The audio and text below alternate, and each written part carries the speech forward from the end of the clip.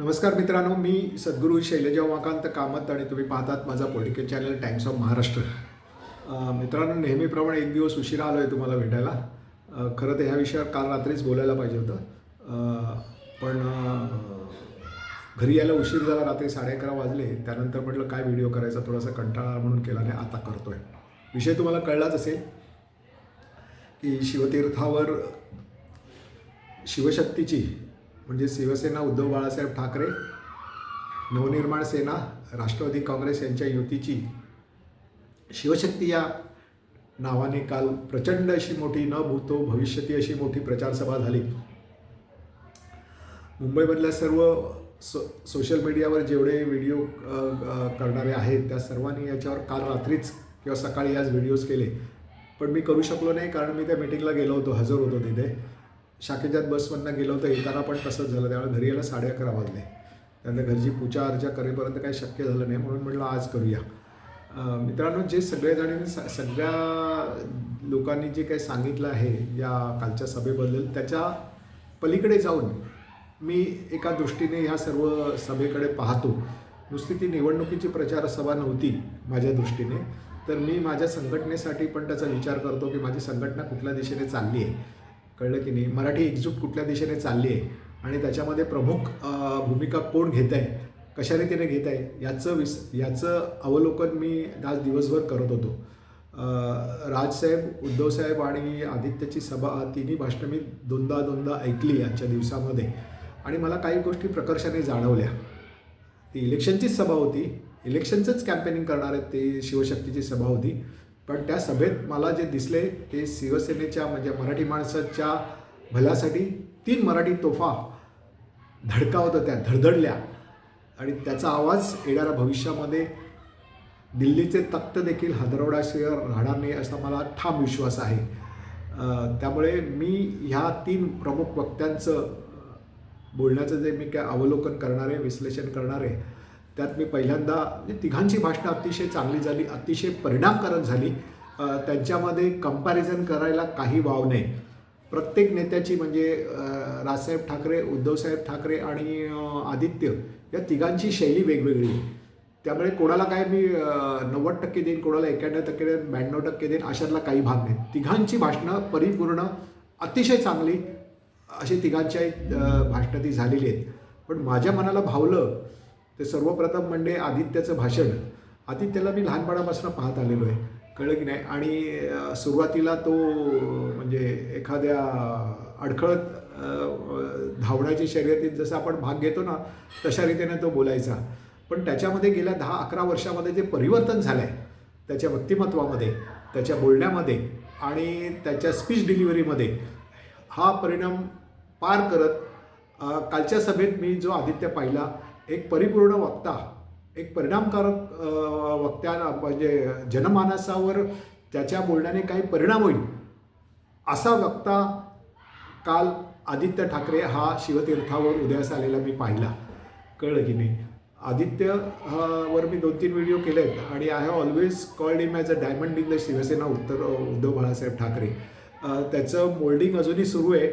येणाऱ्या काळामध्ये तो एक परिपूर्ण वक्ता, एक मास बेस्ड लीडर होईल हे देखील मला त्याच्या ह्या सर्व वाटचालीवरनं कळतं आहे, कळलं की नाही. आणि मुख्य म्हणजे तो इंग्रजी माध्यमातून शिकल्यामुळे आणि ते देखील म्हणजे स्कॉटिश स्कूलमधनं शिकल्यामुळे त्याचा माइंडसेट हा प्रोग्रेसिव्ह आहे आणि त्या प्रोग्रेसिव्ह माइंडसेटमुळे तो सगळ्या गोष्टीचं चांगलं आहे आणि त्याची नॅचरल भाषा ही इंग्रजी आहे, कळलं की. तो he must be thinking in English only. त्यामुळे तो पहिल्या सुरुवातीच्या काळामध्ये मराठी शब्दांसाठी तो अडखळायचा, मराठी शब्द त्याला शोधावे लागायचे. आज कालच्या सभेमध्ये त्याचं जे उत्स्फूर्त भाषण होतं ते लाजवाबच होतं, प्रश्नच नाही. आणि मुख्य म्हणजे त्यांनी जी काही स्टाईल काल मला एक मी म्हणजे पर्सनॅलिटी डेव्हलपमेंट मधलं आणि कम्युनिकेशन स्किलमधलं एक तज्ज्ञ आणि ट्रेनर म्हणून मला जे काय भावलं ते आदित्य कालच्या सभेमध्ये त्याच्या दोन्ही हातांचा बोटांचा इतका प्रभावीपणे उपयोग करत होता, हे पाहून माझं मन तर सुखावलंच, कळलं की नाही. तो फार दोन्ही हातांचा तो चांगल्या रीतीने काल उपयोग करत होता, पॉज घेत होता, म्हणजे प्रेक्षकांशी संवाद साधताना तो पॉज पण घेत होता. आणि त्यांनी जी काय म्हणजे मुख्यमंत्री देवेंद्र फडणवीस यांची त्यांच्या आवाजामध्ये जी काय नक्कल केली ती तर लाजवाबच होती, कळलं की नाही. त्यांनी तो बरोबर त्यांचा ठेका पकडला होता बोलण्याचा. ते नेहमी तार स्वरामध्ये बोलतात, ओरडून बोलतात. त्यांच्या याच्यामध्ये कसला भाव, त्यांच्या म्हणजे फडणवीसांच्या भाषणामध्ये कसली भावना नसते, काही नसतं, नुसतं ओरडायचं. कळलं की नाही. आणि काहीतरी बडबडत राहायचं. मुख्यमंत्री आहेत त्यामुळे लोकांना ऐकावं लागतं जबरदस्तीने. त्यांनी केलेली तक्रार म्हणजे त्यांची केलेली म्हणजे नक्कल अप्रतिमच होती. पण हे करत असताना त्याचा जो माइंडसेट आहे तो रिसर्च ओरिएंटेड आहे. तो अभ्यास करतो, त्याची मेमरी फार स्ट्रॉंग आहे, कळलं, स्मरणशक्ती फार चांगली आहे. आणि अभ्यासपूर्ण भाषण करताना त्यांनी गेली 5-6 वर्ष तो मुंबईच्या प्रगतीसाठी प्रयत्न करतो आहे. मुंबईमध्ये शिक्षण, आरोग्यसेवा, परिवहन सेवा ह्या गोष्टीवर त्यांनी फोकस केलेला. आणि पर्यावरण जो त्याचा आवडीचा विषय आहे, ह्या सर्व गोष्टींवर तो फोकस करत असतो, त्याचा अभ्यास करत असतो. त्याची जी काही टीम आहे त्या टीमकडनं त्याला जे काही इनपुट्स पाहिजे असतात त्याच्या भाषणासाठी, ते त्याला इनपुट त्याला आता व्यवस्थित मिळत आहेत. आणि त्याचं तो अवलोकन करून आपलं भाषण तयारी करतो. कालचं भाषण देखील इट वॉज म्हणजे he was fully prepared to deliver a nice speech. कळलं, नाईस इफेक्टिव्ह स्पीच द्यायला तो कालच्या भाषणामध्ये तयार होता. त्यांनी सगळ्या मुद्द्यांना स्पर्श केला. म्हणजे कुठल्या मुंबईच्या प्रोग्रेससाठी शिवसेनेने काय केलं आहे, शिवसेनेने पाण्याच्या क्षेत्रामध्ये काय केलं आहे, शिवसेनेने आरोग्य क्षेत्रामध्ये काय केलं आहे, शिवसेनेने महापालिकेच्या शिक्षण शाळांसाठी काय केलं आहे, या सर्व गोष्टींचा आढावा त्यांनी स्वतःच्या भाषणामधनं केला. आणि हे करत असताना मला सातत्यानं वाटत काय होतं माहिती आहे की आदित्य जर माझ्या ट्रेनिंगखाली आला असता, बिईंग अ ट्रेनर म्हणून मी सांगतो, तर I would have made him one of the best speaker in India, असं मला सातत्यानं वाटत होतं. जसं मी आत्ता म्हटलं की त्यांनी हातांचा उपयोग फार चांगल्या रीतीने काल करायला तो लागला होता. आणखीन थोडी मेहनत घेतली, आणखीन थोडी रिसर्च ओरिएंटेड त्याचा ॲटिट्यूड आणखीन जर वाढवला त्यांनी, तर येणारा काळ हा त्याच्यासाठीच आहे हे निश्चितपणे मी तुम्हाला सांगू शकतो. दुसरं भाषण म्हणजे राजसाहेब ठाकरे यांचं भाषण देखील म्हणजे it was wonderful piece of speech deliver by Raj Thackeray. मी त्यांची अनेक भाषणं ऐकलेली आहेत. आणि राजसाहेब ठाकरे यांचा सगळा प्रवास मी ते भारतीय विद्यार्थी सेनेमध्ये कार्यरत झाल्यानंतर अध्यक्ष म्हणून मी सर्व प्रवास त्यांच्या जातीने पाहिले आहे. त्यांची पहिली मुलाखत देखील मी मार्मिकसाठी त्यांच्याच ते जेव्हा सामनामध्ये बसत होते तेव्हा मी घेतलेली आहे. त्यामुळे त्यांचा सगळा प्रवास मी पाहिला आहे राजसाहेब ठाकरेंचा. आणि पहिलं म्हणजे सुरुवातीला बाळासाहेब ठाकरे त्यांना पाहिलं, त्यांच्या स्टाईलमध्ये ते बोलायचे. पण कालचं जे त्यांचं भाषण होतं ना, ते बाळासाहेब ठाकरे बोलत आहेत असं न वाटतं हे राजसाहेब ठाकरे बोलत आहेत असं सातत्यानं वाटत होतं. गेल्या 20 म्हणजे साधारण 20 का 25 वर्षामध्ये त्यांनी स्वतःला स्टेप बाय स्टेप डेव्हलप करत ते त्या उंचीवर गेलेत की ते स्वतःचं आज त्यांना कोण बाळासाहेब ठाकरेंसारखं बोलतं असं कोणी म्हणण्याचं धाडस नाही करणार. आता ते जे काय बोलत आहेत, आता जी काय ते भाषणं देत आहेत गेली 4-5 वर्ष, आणि विशेषतः कालचं भाषण हे त्यांचं स्वतःचं राजसाहेब ठाकरे यांचं हे भाषण होतं. त्यांनी देखील स्वतःची टीम तयार केलेलीच आहे असं मला वाटतं. आणि त्या टीमकडनं त्याने जर रिसर्च ओरिएंटेड जे काय इनपुट्स येतात त्याचा देखील त्याची तयारी केलेली असते, त्याचा अभ्यास केलेला असतो, वाचन ते स्वतः करत असतात, ते मीडिया पाहत असतात. चित्रपट जसे पाहतात तसे मीडिया पण पाहतात. चित्रपटातनं पण आपल्याला बऱ्याचशा गोष्टी शिकायला मिळतात. ते प्रत्येक क्षणाक्षणात दिवसागणिक ते चांगले ते आणि आदित्य हे चांगल्या गोष्टी आत्मसात करतात हे त्यांच्या भाषणात कळलं.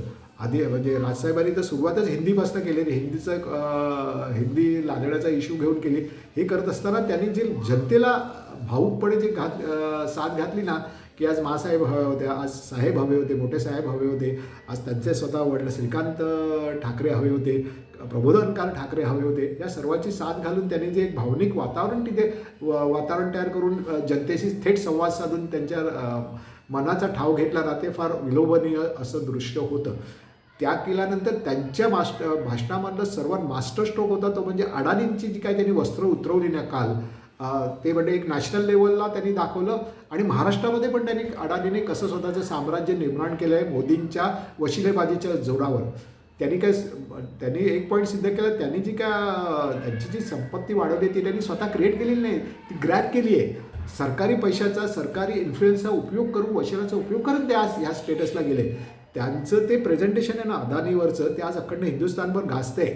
अनेक यूट्यूबरनी त्याचा यूज करून ते सगळ्यांना दाखवत आहेत की अडाणी भारताला कसं काय हिंदुस्थानला एक्सप्लोइट करतायत, सामान्य माणसांच्या जीवावर हे कसे मोठे होत आहेत, यांचं प्रॉफिट रेट कसं वाढत आहे, हे त्यांनी जे दाखवलं ना, लाजवाब होतं, अप्रतिम होतं. It was a wonderful presentation. अडाणींवरचं त्यांचं, त्यांनी सगळे विषय त्यांनी दाखवलं की इन्फ्रास्ट्रक्चरचं असं कुठलंच सेक्टर राहिलं आहे की जे अडाणींनी काबीज नाही केलं आहे आणि त्यांना वाट मोकळी करून देण्याचं काम सरकारने म्हणजे नरेंद्र मोदी यांनी सगळ्यांना बाजूला करत त्यांचा मार्ग कसा मोकळा केला आहे. मग ते एनर्जी सेक्टर असू दे, घरबांधणी असू दे, आता ते ॲटॉमिक एनर्जीमध्ये पण यायला बघत आहेत, एअरपोर्ट असू दे, पर्यावरण असू दे, ह्या सर्व क्षेत्रामध्ये ते कसा काय धुडगूस घालते. प्रत्यक्ष काय प्रोग्रेस तर सगळ्यांनाच हवा आहे, पण ही प्रोग्रेस करण्याची रीत नाही की इतरांनी ते कार्यरत व्हाऊच द्यायचं नाही, इतरांच्या संधी काढून घ्यायच्या किंवा त्यांना द्यायच्याच नाही आणि आपल्याच माणसाला पुढे करायचं, त्याला रान मोकळं करून द्यायचं. ही जी पॉलिसी आहे त्याला विरोध करण्याचं धैर्य त्यांनी अत्यंत परिणामकारकरित्या राजसाहेबांनी कालच्या त्यांच्या भाषणातनं दर्शित केलं. एक उत्कृष्ट वक्ता, अत्यंत परिपूर्ण असं जे वक्तृत्व कला त्यांनी गेल्या 25 वर्षात स्वतःच्या मेहनतीने त्याच्यावर म्हणजे डेव्हलप केली आहे, विकसित केली आहे. याचं एक मनोहारी दृश्य म्हणजे कालचं राजसाहेबांचं शिवतीर्थावरचं भाषण शिवशक्ती या मेळाव्यामधलं. म्हणजे आज मी अनेक व्हिडिओज पाहिले ना, त्याच्यामध्ये बऱ्याचशा यूट्यूबरनी त्यांनी जे अडाणीचं कसं काय त्यांनी आपलं साम्राज्य वाढवलं ह्याचं presentation, that was a very effective presentation. त्यांनी महाराष्ट्रात दाखवलं की महाराष्ट्रामध्ये त्यांचं एकाच ठिकाणी अस्तित्व होतं, ते असं सगळ्या ठिकाणी पसरलं आहे. कळलं की नाही? सगळं एअरपोर्ट दिले, झोपडपट्ट्या आणि जी जमीन, जो लोकांना भावलेला प्रश्न होता की आज महाराष्ट्राची जमीन, राजसाहेब बोलता बोलता बोलून गेले की सत्यम काही बोलून गेले, ते म्हणजे कोकणची सगळी जमीन भाराभार रीतीने सगळीकडे विकली जाते, परप्रांतीयाने विकली जाते. धारावीच्या नावाखाली हजारो एकर जमीन मुंबईमधली अडाणींना देण्यात आली आहे. तिथे वाढवण बंदराचा जो इश्यू सांगितला, मुंबई मेट्रोपॉलिटन रिजनचा त्यांनी अत्यंत महत्त्वाचा इश्यू काढला, बुलेट ट्रेनचा त्यांनी विषय काढला आणि त्यांनी हे दाखवलं की हे सगळं चाललं आहे ते अडाणींसाठी चाललेलं आहे. वाढवण बंदराच्या बाजूलाच एअरपोर्ट आणि मुंबईच्या एअरपोर्टच्या most of the operations will be transfer to the new Mumbai airport. आणि मग जो मुंबईचा एअरपोर्टची जी जागा आहे, प्रचंड महाकाय जागा आहे, ती जागा कालांतराने येणाऱ्या काळामध्ये, कालांतराने म्हणजे नियर फ्युचरमध्ये, in the near future this will be transferred or sold to the Adani. हे त्यांनी फार इफेक्टिव्हरित्या दाखवलं. कळलं की नाही? आणि तिसरी टोक होती ती म्हणजे राजसाहेबांबद्दल काय बोलायचंच नाही, अत्यंत इफेक्टिव्ह असं त्यांनी ते भाषण केलं, अभ्यासू भाषण केलं, एक परिपूर्ण विकसित वक्ता म्हणून त्यांनी स्वतःला काल प्रेझेंट केलं.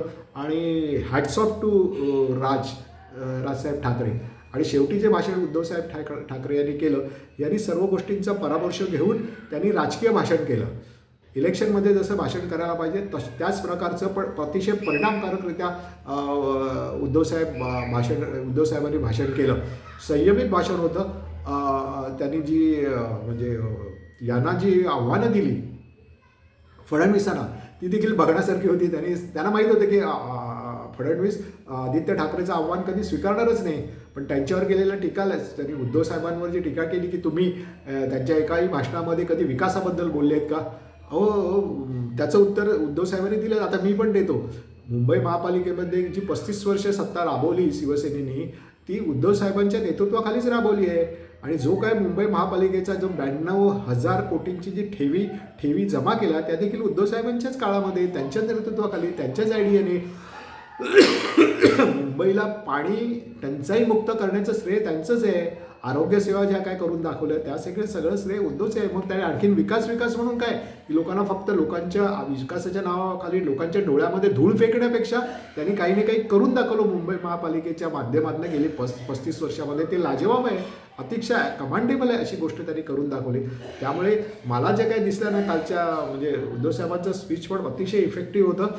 थोडं त्यांना मला वाटतं थोडं इन्स्पेक्शन झाल्यामुळे त्या आवाजामध्ये नेहमीसारखी धार नव्हती, पण अतिशय इफेक्टिव्ह आणि अतिशय चांगल्या रीतीने त्यांनी देखील स्वतःला चांगल्या रीतीने एक परिपूर्ण वक्ता म्हणून, विकसित झालेला वक्ता म्हणून त्यांनी काल स्वतःला परत एकदा सिद्ध केलं.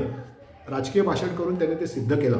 त्यामुळे माझ्या मनाला जे भावत होते ते 3 मराठी तोफा येणाऱ्या काळामध्ये त्यांच्या जोडीला अमित ठाकरे जर आणखीन डेव्हलप झाला तर ही ठाकरेंची वज्रमूठ आहे ना, मी तुम्हाला सांगतो ना, दिल्लीचे तख्त फोडू शकतं, दिल्लीचेही तख्त राखीतो महाराष्ट्र माझा, तसं ही ठाकरेंची मूठ आहे. दिल्लीचे तख्त फोडण्याची ताकद देखील याच्यामध्ये या चौघांनी एका हातात हात घालून जर पुढचा मार्गक्रमण केलं पुढच्या मार्गामध्ये, तर येणाऱ्या काळामध्ये ह्याची ठाकरेंची वज्रमूठ दिल्लीला हादरवून दिल्लीचं तख्त फोडण्याची ताकद देखील याच्यामध्ये मराठी जनता त्यांना देईल असा मला ठाम विश्वास वाटतो. त्यामुळे ती कालची सभा ही माझ्या दृष्टीने काय मुंबई महापालिकेची इलेक्शन ते अनुपने ऑलरेडी जिंकलेलीच आहे. कळलं की नाही. आता फक्त किती सीट्स मिळतात हेच बघावं लागणार आहे असं माझा ठाम विश्वास आहे. त्याचा व्हिडिओ देखील मी बुधवारी संध्याकाळी मी करणार आहे तो व्हिडिओ. आणि उद्याच्या याच्यामध्ये मी जे सिरियल करतो आहे की करून दाखवलं यातील माझा 4था एपिसोड आहे तो उद्या दुपारनं मी रिलीज करणार आहे. आणि त्याच्यामध्ये मुंबईत केलेल्या आरोग्यसेवा परिवहन ही 2 चित्र घेऊन याच्यामध्ये शिवसेना उद्धव बाळासाहेब ठाकरे यांनी जे काय प्रचंड काम करून ठेवले ते मी तुमच्या नजरेस आणून देणार आहे. आज मी जे काय या सभेबद्दल बोललो हे जर तुम्हाला आवडलं असेल तर माझ्या या व्हिडिओला न चुकता लाईक करा, सबस्क्राईब करा माझ्या चॅनल जो आहे टाइम्स ऑफ महाराष्ट्राला. हाच माझा व्हिडिओ सगळ्यांशी शेअर करा, राजकारणी लोकांशी, मित्रमंडळींशी, ऑफिसच्या कलिगशी.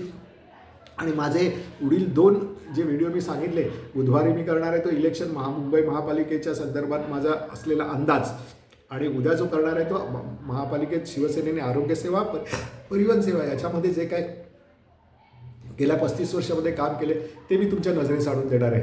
तोपर्यंत ते दोन्ही माझे व्हिडिओ येईपर्यंत न चुकता प्लीज टेक केअर.